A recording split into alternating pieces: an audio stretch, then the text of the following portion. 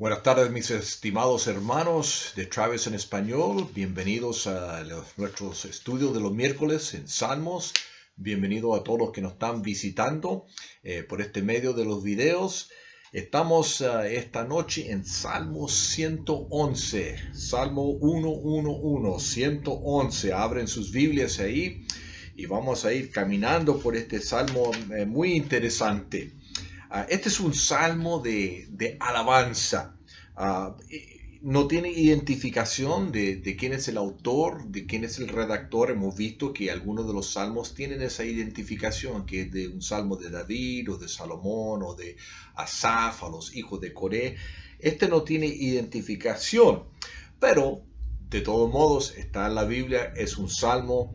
Quizás lo redactó, lo escribió, lo coleccionó David, no sabemos. Pero de todos modos, leamos aquí en el primer versículo, como hemos visto tantas veces, ahí está la declaración del tema. Aquí la declaración de la intención del salmista.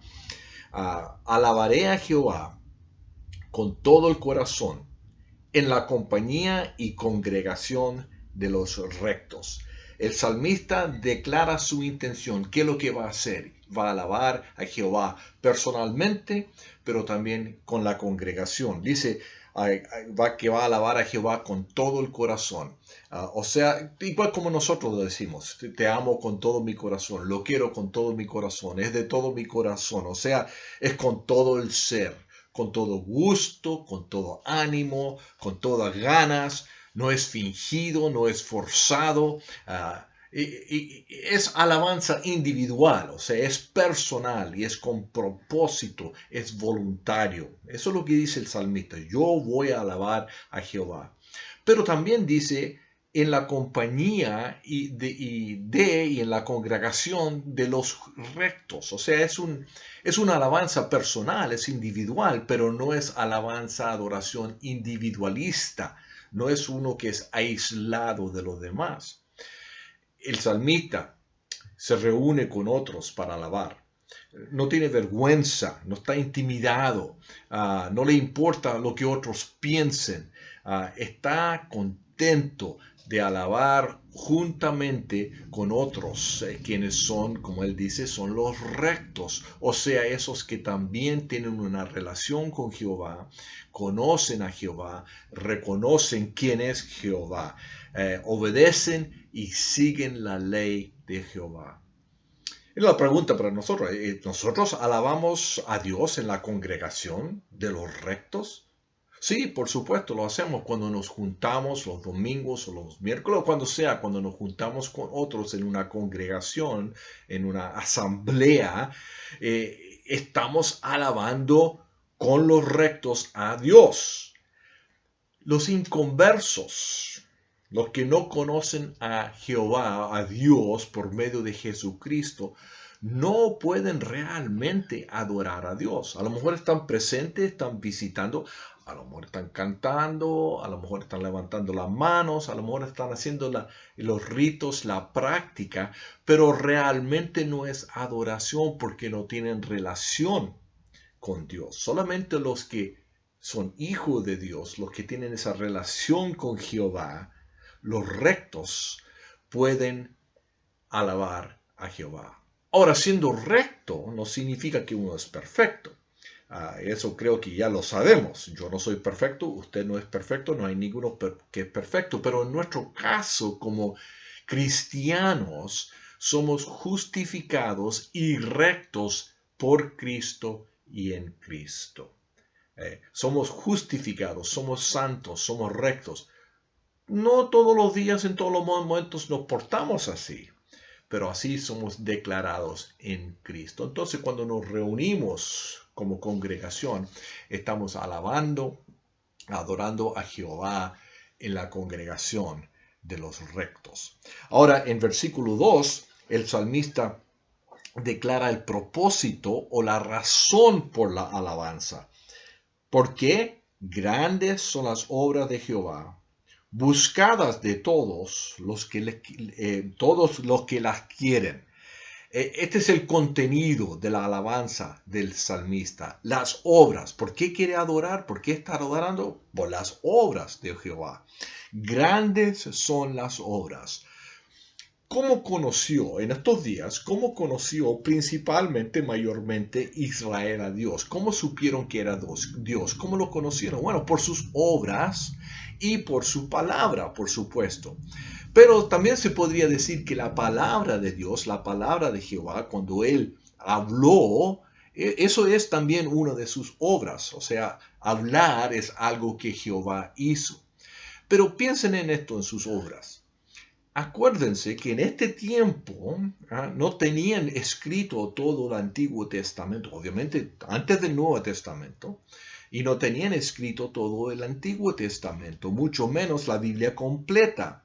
Sí tenían la ley, la tenían escrita, la ley, pero aún estaba escrita en pocos lugares. O sea, no toda persona tenía una copia de la ley, nomás los escribas, los sacerdotes.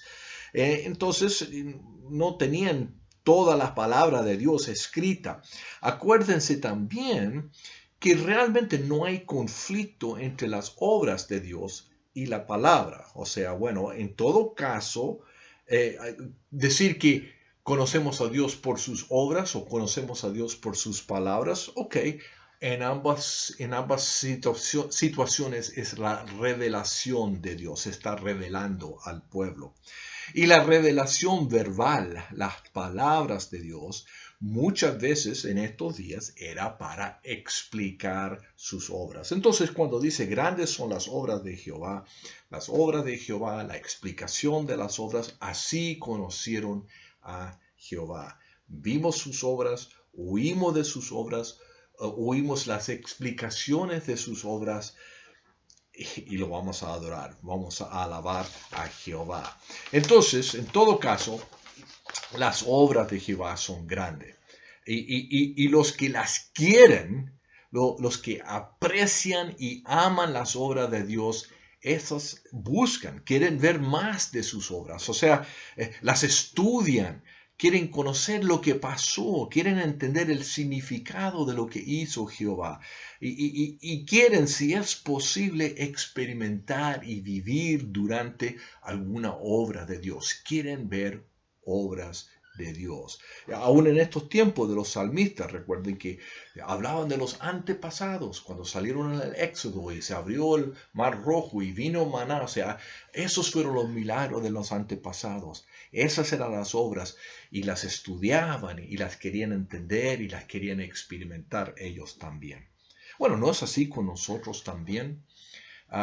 ¿No queremos ver una obra de Dios? Quizás no vamos a ver a Dios partir el Mar Rojo, pero podemos verlo y no hemos visto en nuestras vidas. Yo creo que muchos podemos dar el testimonio que hemos visto una obra de Dios cuando sanó a una persona. Ciertamente cuando salvó una persona, cuando transformó una vida, cuando trae avivamiento a nuestros corazones, a nuestra iglesia. Yo quiero ver una obra de Dios en Travis en español en los próximos meses. Yo quiero ver Dios obrar en nuestras vidas en Travis en español, que traiga avivamiento a nuestros corazones, que nos prepare para el futuro que tiene, que tengamos un compromiso a la palabra, a la adoración, a la oración, que traiga Dios, que traiga el pastor para el futuro de Travis en español, que salve Dios a más personas, que crezca Travis en español para ser una congregación de impacto en las comunidades de Fort Worth. Eso sería una gran obra de Dios. Bueno, los versículos 3 y 4, entonces hay una descripción. El salmista da una descripción, una explicación de las obras de Jehová. Gloria y hermosura es su obra y su justicia permanece para siempre. Ha hecho memorables sus maravillas. Clemente y misericordioso es Jehová. Su obra, la obra de Jehová, es algo de gloria, es algo hermoso, algo de hermosura. Tiene belleza y tiene gloria porque sus obras reflejan su carácter, su naturaleza. Sea lo que sean las obras, son buenas porque son de Jehová. O sea, sus obras también reflejan su justicia. Lo que Dios hace es bueno y es justo. Otra vez, reflejando la naturaleza de Dios, el carácter de Dios. Es un Dios justo, es un Dios bueno. No es que Dios hace lo bueno y lo justo. Piensa en esto, es interesante este punto de vista. No es que Dios hace lo bueno y justo, pero lo que hace es bueno y justo porque Él es bueno y justo. O sea, no hay un ideal, no hay una definición de bondad y justicia aparte de Dios que lo define. O sea, no es que Dios dice, oh, bueno, eso es lo bueno, eso es lo justo, ese ideal, entonces lo voy a hacer. No, Él mismo define, Él mismo es el ideal de lo que es bueno y lo que es justo. A lo mejor lo confunde un poquito de eso, de una diferencia. Digo, ¿y qué importa? Bueno, es que Dios es el que decide lo que es bueno y lo que es justo, porque Él es bueno y justo. Entonces sus obras, dice el salmista, son maravillosas y son memorables. No se van a olvidar porque reflejan su clemencia y su misericordia. Y otra vez, estas obras son obras de misericordia. ¿Por qué? Porque Él es misericordioso. Ahora, a veces, si lo pensamos y si somos honestos, a veces Dios obra en maneras que nos parece un poco extraño, diferente y a veces atrasado. O sea, según nuestro horario, Dios, ¿por qué te demoraste tanto? A veces son difíciles para nuestras veces y a veces no nos parecen buenos.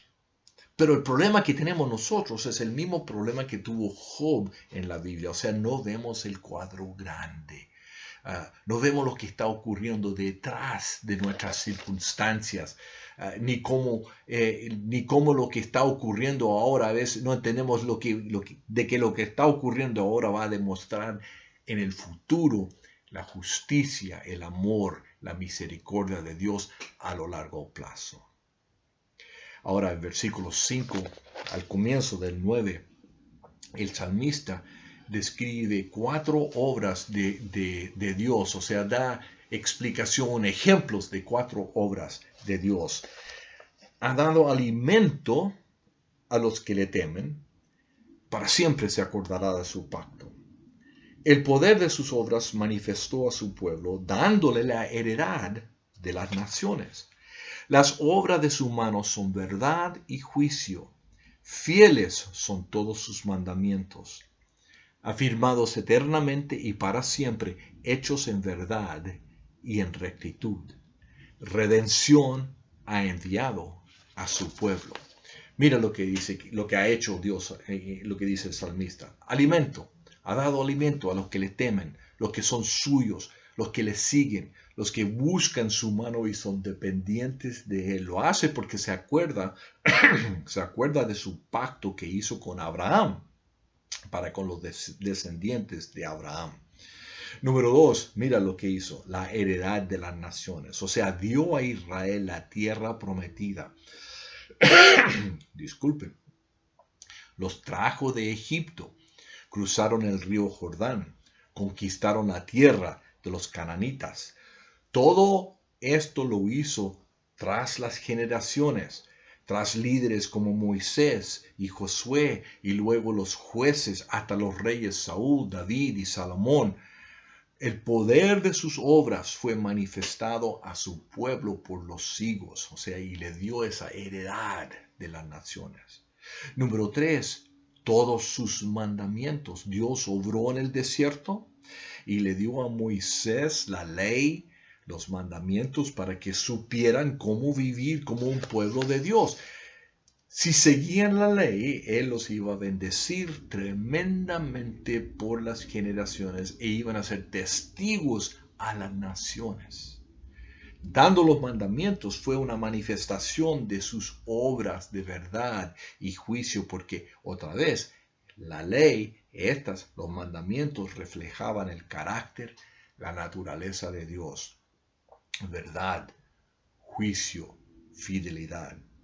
Y además de eso, duran para siempre. Son efectivos para siempre. Bueno, si son efectivos para siempre, ¿aplican a nosotros hoy? La ley, toda la ley, ¿cuánto de la ley aplica para nosotros? Porque algunas de esas leyes son bien interesantes. Bueno, recuerden que Jesucristo cumplió toda la ley. Él cumplió todas las leyes relacionadas con los sacrificios, porque Él fue el sacerdote y el sacrificio perfecto. Cumplió también con todas las leyes relacionadas con el castigo de los pecados, porque Él tomó en la cruz el castigo que nosotros merecemos. Él cumplió con todas las leyes morales, porque vivió sin pecado. Y si Él vive en nosotros y nosotros en Él y caminamos en el Espíritu Santo, vamos a vivir una vida moral. Entonces, ¿cumplimos con la ley? Sí, porque estamos en Cristo y Él en nosotros. Y también dio otra obra de Dios, según el salmista aquí: redención. Ha traído salvación y redención a su pueblo, porque cumplen siempre con su pacto. Ahora, fíjense en esto: el pueblo de Israel tenía redención cuando vivían por fe en las promesas de Dios, las promesas de un Mesías en el futuro, pero era por fe. Esa fe se manifestaba en esos días cuando obedecían sus mandamientos y seguían la ley de Dios. O sea, ¿cómo se sabe que tenían fe? Porque obedecían la ley, seguían los mandamientos. Desafortunadamente, demasiadas veces el pueblo, guiado por los reyes y por falsos profetas, dejaron la ley de Dios y siguieron a los ídolos. Ahora nosotros tenemos redención y salvación de la misma forma. O sea, tenemos fe en las promesas de Dios, excepto ellos miraban al futuro, al Mesías, y nosotros miramos al pasado, al Mesías que ha llegado. Miramos a la gran obra de Dios en Cristo en la cruz. Ellos miraban por fe al futuro, nosotros miramos por fe a lo que ya se ha hecho en el pasado, pero siempre es por la fe en el Mesías Cristo. En la conclusión del salmista, aquí en versículos 9, la segunda parte de 9 y 10, para siempre ha ordenado su pacto. Santo y temible es su nombre. El principio de la sabiduría es el temor de Jehová. Buen entendimiento tienen todos los que practican sus mandamientos. Su loor permanece para siempre. Aquí está la bendición de buscar y conocer un Dios como este.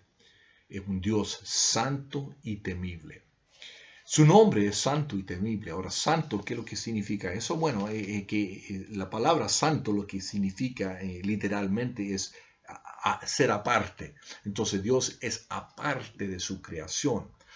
Tiene relación con su creación, interactúa con su creación, ama a su creación, pero es mucho más que su creación. Hay algunas religiones, especialmente en el Oriente, como el hinduismo, el budismo y todos, que Dios es su creación, y es lo que se llama panteísmo, que Dios es su creación. La Biblia enseña que Dios es aparte de su creación. Se relaciona, pero no es su creación. Entonces es santo, es mucho más que su creación. Por lo tanto, es temible. O sea, básicamente, Él es Dios y nosotros no lo somos. Y por eso lo tememos, en el sentido que tenemos reverencia, respeto, un temor santo, porque Él es Dios y yo no lo soy. Y teniendo esa actitud ante Dios, ¿cómo se puede tener esa actitud ante Dios? ¿Dónde comienza esa actitud? Bueno, el principio de la sabiduría es el temor de Dios. Teniendo ese temor, entendiendo quién es Jehová, su santidad, que es creador, teniendo esa reverencia, ese temor, conociendo ese amor y ese temor, Ahí es donde comienza la sabiduría. Proverbios 1:7 dice la misma cosa, que el principio de la sabiduría es el temor de Jehová. O sea, es sabiendo otra vez que yo soy la criatura y que todo lo que necesito, todo lo que se puede saber y entender está en Dios, en una relación con Él, en su palabra y, como dice el salmista aquí, en sus obras. Buscando sus obras, entendiendo sus obras, conociendo sus obras, estudiando sus obras y con reverencia. Ahí empieza la sabiduría. Y lo repite ahí similarmente, buen entendimiento tienen todos los que practican sus mandamientos. Muchas veces la gente dice, quiero saber la voluntad de Dios, o quiero saber más de la voluntad de Dios, o quiero conocerle más. Bueno, la pregunta es, muchas veces la gente me dice que me siento estancado espiritualmente, no estoy creciendo. La pregunta es, bueno, ¿estás obedeciendo lo que te está diciendo ahora? Ese principio neotestamentario, cuando dice Jesús en sus parábolas, el que es fiel con una cosita chiquitita, se le puede confiar con una cosa más grande. La parábola de los talentos. Bueno, es igual en la vida. Lo hacemos con nuestros hijos, lo hacemos con nuestros empleados, y siempre. Si te puedo confiar con algo chiquitito, un poquito, entonces de ahí puedes crecer a ser confiable en algo más grande. Bueno, si yo obedezco a Dios en las cosas regulares, diarias de mi vida, las cosas pequeñitas, entonces Él me va a iluminar aún más, voy a entender aún más y va a haber algunas expectativas más grandes, responsabilidades y privilegios más grandes porque estoy madurando. Entonces a veces si se siente usted estancado, que no está creciendo o que no está aprendiendo más, a lo mejor tiene que hacerse la pregunta, ¿estoy obedeciendo a Dios en todo lo que ya me ha dicho? ¿En todo lo que sé? ¿En lo chiquitito, en lo pequeño de mi vida? Hágase esa pregunta. Finalmente, lo que dice el salmista. Conclusión. Su loor, su alabanza, su gloria, su adoración dura, permanece para siempre. Llega el punto final y el salmista dice, bueno, en conclusión, después de todo eso, solamente puedo decir una cosa y nada más. Su loor permanece para siempre. Entonces el salmista y la congregación han oído de las obras de Dios, han leído, han estudiado las obras, en algunos casos han experimentado las obras de Dios. Y llegan a la conclusión que simplemente lo único que puedo hacer es alabar a Dios por sus obras. ¿Cómo ha obrado Dios en su vida? Si está mirando este video, Él ha obrado en su vida. Quizás ya lo ha salvado, quizás lo está llamando a la salvación, quizás le está tratando de enseñar algo, quizás las cosas andan mal en su vida, pero Él está obrando ahí porque quiere que usted ore más o confíe más o estudie más. Miren, aquí está la cosa. Dios siempre está obrando en nuestras vidas, en nuestros corazones. A veces no lo entendemos, a veces no lo aceptamos, a veces duele un poquito, pero Dios está obrando. Seguimos, hermanos de Travis en Español, orando. Oremos juntos que Dios obre en nuestras vidas individuales, en nuestras familias, pero que también ore en la iglesia de Travis, en Travis en general, porque tenemos un pastor nuevo, el pastor Drew Erickson. Hay cosas nuevas que están ocurriendo, hay visión nueva y eso también es parte de nuevo y parte de Travis en Español, visión nueva.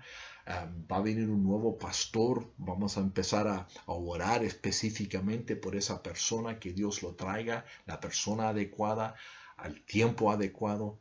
Oremos, hermano, que Dios obre en nuestras vidas. Señor, doy gracias por este salmo, doy gracias porque tú has obrado en mi vida, en la vida de muchos de estos hermanos y que siempre sigues obrando, Señor. Señor, que no se me olvide eso.